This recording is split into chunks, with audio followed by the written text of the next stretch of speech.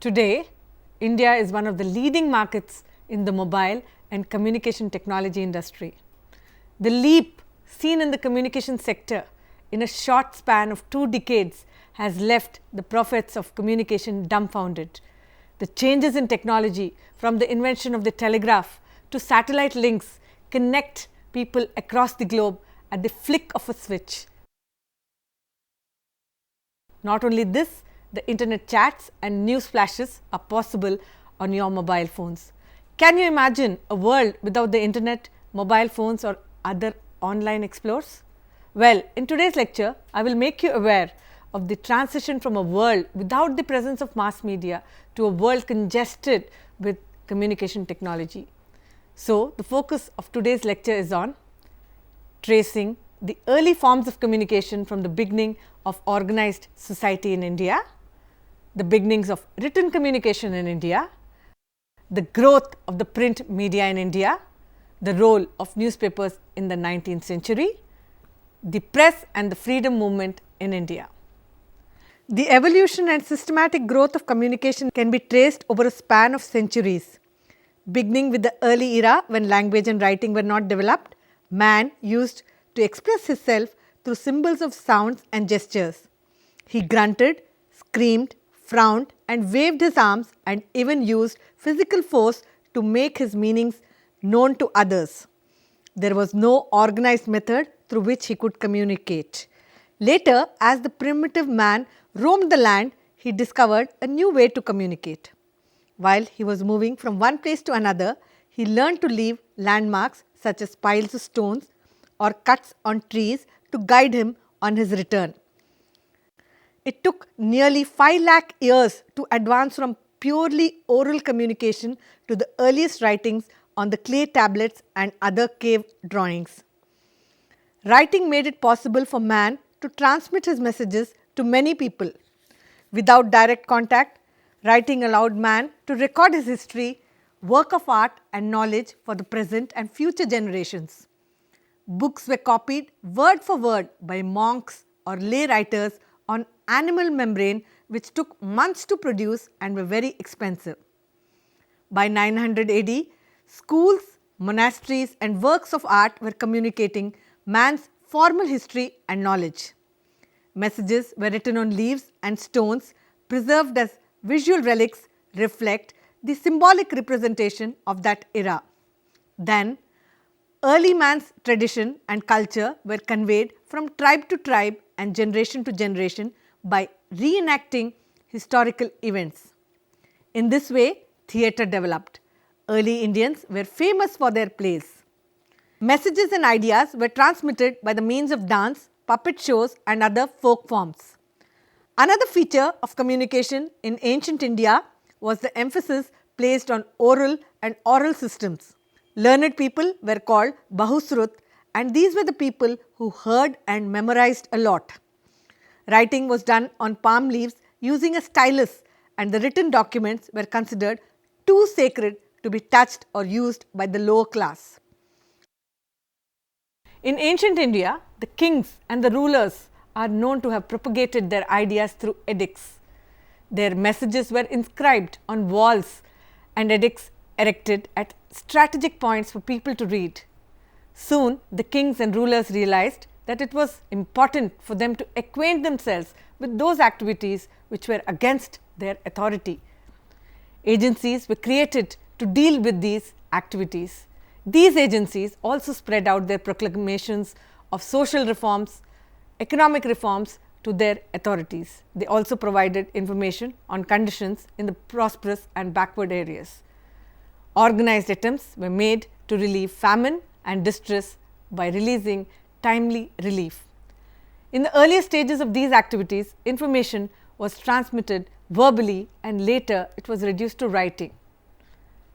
During the period of Emperor Ashoka, the state supported itself with a highly developed administration. Sources of information ranged from spies who reported on subversive activities, the secret overseers attached to every department and an account of the socio-economic activities of the people from the monasteries. Another important tool of communication was the newsletter which kept the ruler informed of the developments in various parts of the country. During the Mughal period, news writers were specially appointed and were made to file reports to the headquarters of the administration. The news writers worked in liaison with the governor or a local administrative official, presenting them in a favourable light to the central authority. Records from history show conflicting reports about the status of the press during Aurangzeb's time.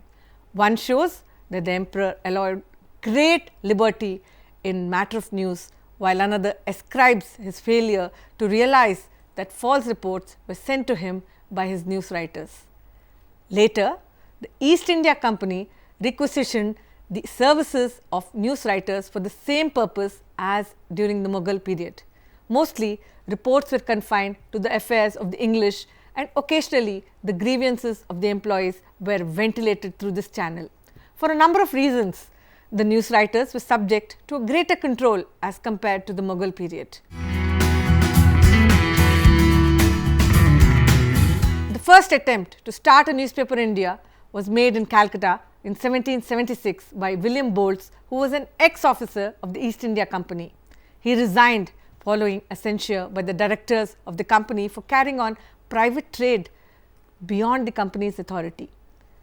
Bolt announced that he would start a career in writing, and this manuscript would communicate many things most intimately to every individual.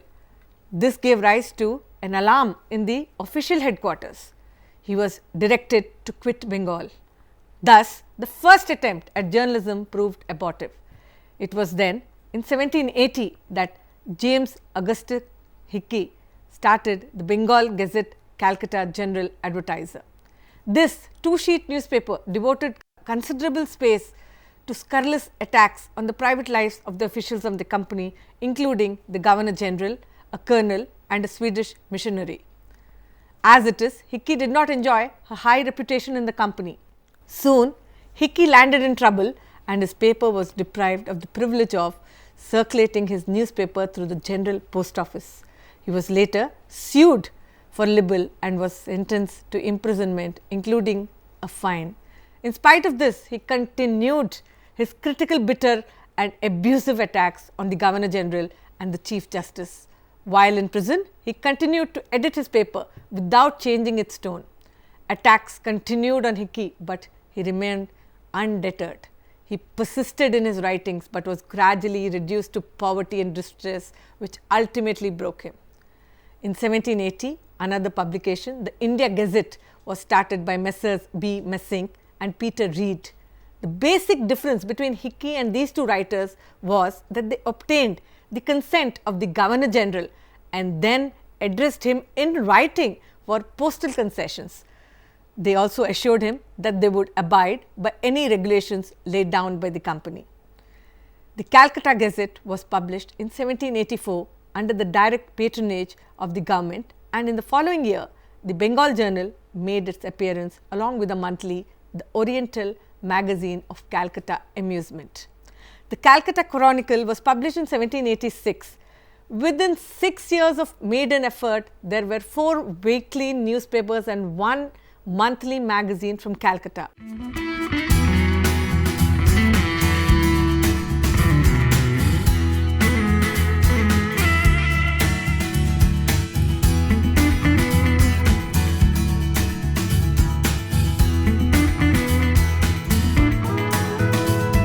The Bengal Journal offered to publish all government advertisements free of charge. Nothing significant is known about the Calcutta Chronicle except for the fact that the issues are found in the Imperial Library and in the British Museum Newspaper Library.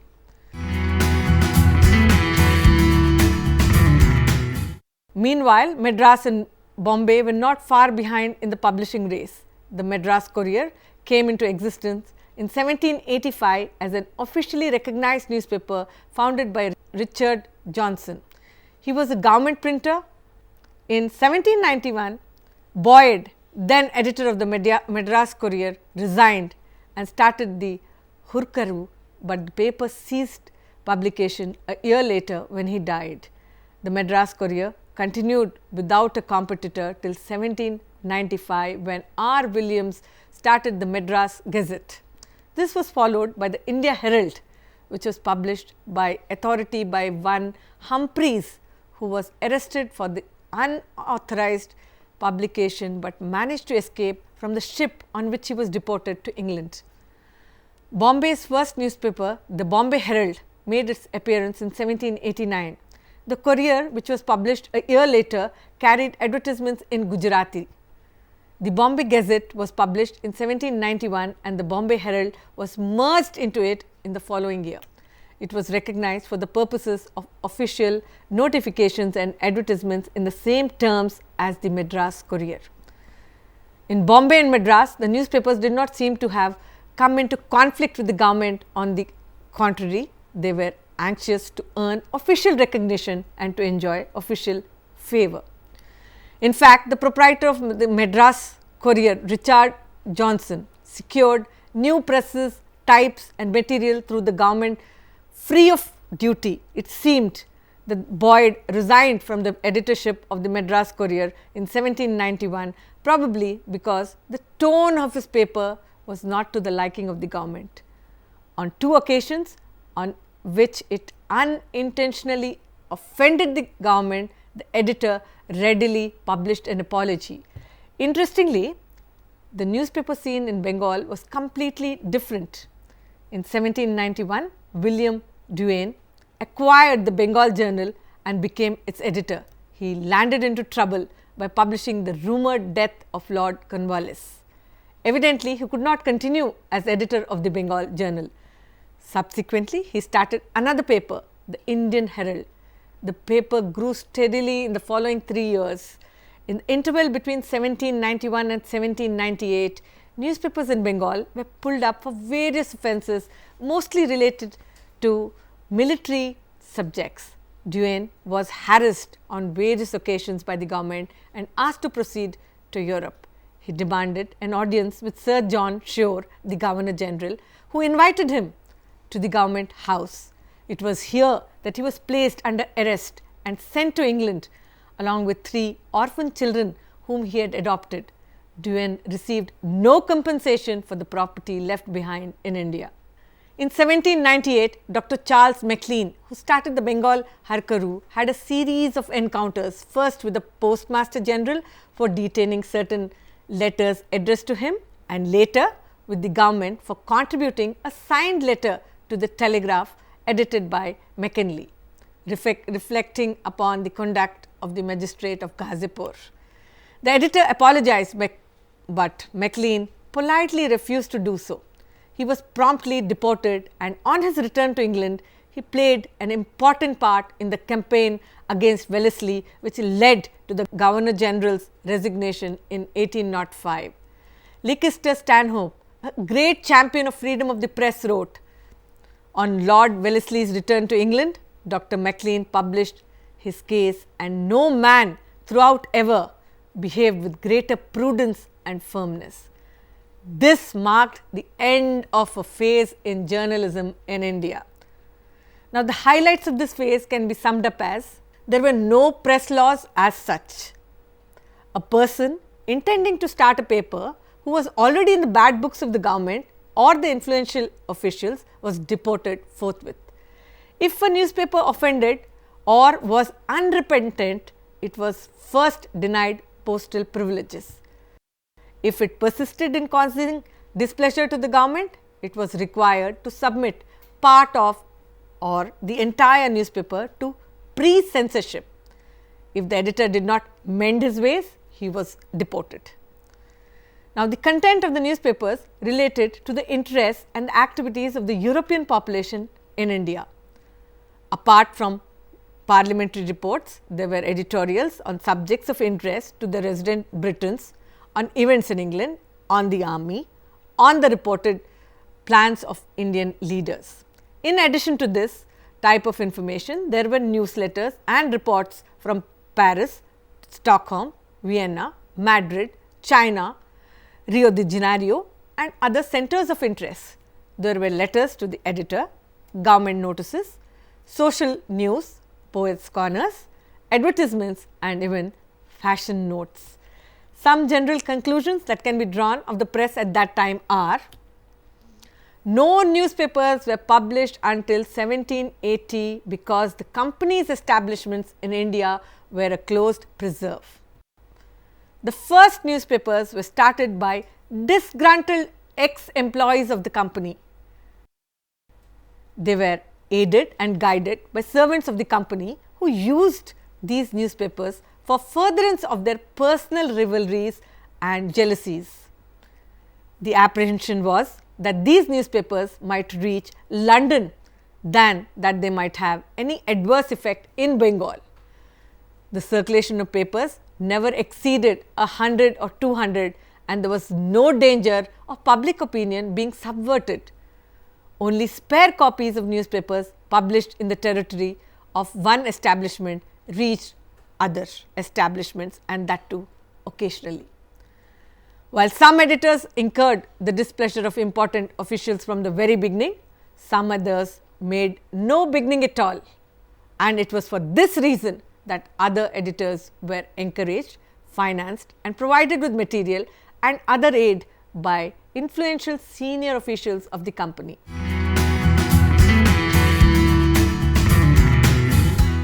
The first 2 decades of the 19th century witnessed rigid control of the press by the Marquess of Wellesley and relaxation by the Marquess of Hastings. There was a difference of opinion what the official attitude towards the press in India should be at the highest level, both in India and in London. Lord Wellesley, a dominant ruler, was challenged in different spheres by Tipu Sultan, the French and the European community in Calcutta. He avoided passing information to Tipu Sultan. He was equally determined that the European community in Calcutta should be put in its place. The editor of the Asiatic Mirror published reports showing the strength of the European and the native population. Wellesley, who regarded this speculation as likely to start trouble, wrote to the commander-in-chief promising to lay down rules for the conduct of the whole tribe of editors. He also advised him to suppress the editors of mischievous papers by force and send them back to Europe. The press regulations that followed required the newspaper to carry in imprint the name of the printer, the editor and the proprietor, to declare themselves to the secretary to the government, to submit all material published in the paper for prior scrutiny. Publication on Sunday was prohibited. The prescribed punishment for breach of these rules was immediate deportation. The secretary was vested with the powers of censure. All military information was to be excluded from the newspapers. No newspapers were permitted to publish extracts from European newspapers which were likely to constitute a breach of the above restrictions. Curiously enough, all editors agreed to comply with the rules and regulations of the government. In other words, it can be inferred that Wellesley had assumed comprehensive powers. At this time, the Baptist missionaries of Serampore were refused permission to set up a press. Soon after, Wellesley decided that the most effective way of silencing the presses for the government was to have a press of its own and print an official gazette and a newspaper. This decision could not be implemented due to the huge expenses involved. Soon it was found that newspapers were not submitting to any pre-censorship on a regular basis. Military information was also being published. The information that was forbidden to publish in newspapers was being published in books and pamphlets. Immediately, prohibitory instructions were sent to editors of 6 newspapers. The rigid instructions imposed on the press issued on April 9, 1807 led to the publication of a spate of pamphlets which bore neither the name of the author nor the printer. An order was issued requiring all presses to publish the name of the printer on all literature published from a press. The Madras order on pamphlets was even more stringent, and printing presses were required to submit the manuscripts of all their publications before they were printed. When Lord Hastings took over in 1813, Newspapers in Calcutta, Bombay and Madras were well under control, with Madras leading in the matters of stringency of regulations. Lord Hastings issued a brief instruction requiring all printing presses to submit proof sheets of newspapers, supplements, extra publications, notices or handbills to the Chief Secretary for scrutiny and revision. In the next episode, we shall be right back here to discuss the beginnings of the fight for the freedom of the press.